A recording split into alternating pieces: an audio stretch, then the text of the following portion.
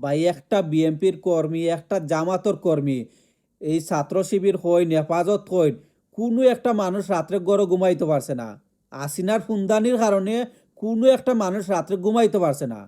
আর আজকে যেই মানুষগুলার হাত ধরে একটা স্বাধীন দেশে আমরা বসবাস করতাম, এই মানুষগুলার পিছে দিয়ে আমরা মিথ্যা মামলা ঢুকাই দিলাম।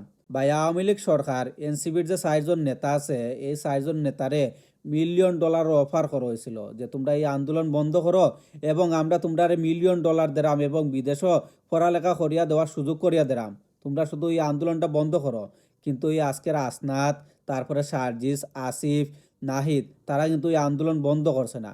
মিলিয়ন মিলিয়ন ডলারের অফার করা হয়েছিল, কিন্তু তারা এই আন্দোলন তারা বন্ধ করছে না এবং তারা লোভও পড়ছে না। কিন্তু আজকে বিএমপি তারা পিছনে মিডিয়া লাগাই দিলাইছে, তারা 1 লাখ 2 লাখ টাকা ঘুষ খাইছে, দুর্নীতি করছে, এইসব মামলা তারা পিছিয়ে দিয়ে ঢুকাইর। ভাই লজ্জা থাকা উচিত। এই বিএমপি হইন আর এই জামাত হইন আর এই হেফাজত হইন, আপনারা কিন্তু কোনো মাত মাত্তা পাছিল না 17 বছর। আপনারা রে আসিনা সব সময় দৌড়ের উপরে রাখছিল।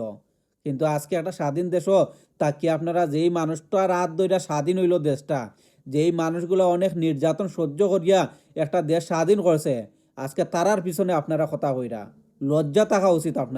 আপনারা লজ্জা থাকা উচিত। মিলিয়ন মিলিয়ন ডলারের অফার করা হয়েছিল এই মানুষগুলারে, কিন্তু তারা কোনো লোভও পড়ছে না। তারা যদি লোভও পড়তো এবং আসিনার কথা হতো যদি, তাহলে আজকে আপনারা গলার চাউন বাড়াইতে পারলা না। আমি কয়েকদিন আগেও দেখলাম যে সার্জিসের বিরুদ্ধে একটা মামলা হয়েছে। ভাই মামলা দিয়ে এইসব পোলাপাইন্তরে কখনো আপনারা ঠান্ডা রাখতে পারতা নাই। যেই আসিনা এই মানুষগুলা ঠান্ডা করতে পারছে না, আর আপনারা তো ভাই কিচ্ছুই নাই। আপনারা কিচ্ছু নাই, চ্যালেঞ্জ দেওয়া হইতাম পারমু। আপনারা কিচ্ছু নাই। যেই আসিনা ভয়ঙ্কর একটা মহিলা আসিল, সারা ওয়ার্ল্ডের মধ্যে ভয়ঙ্কর একটা মহিলা হয়েছিল গিয়া আসিনা।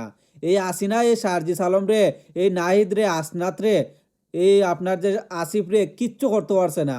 এই আসিনা কিচ্ছু করতে পারছে না। আর আপনারা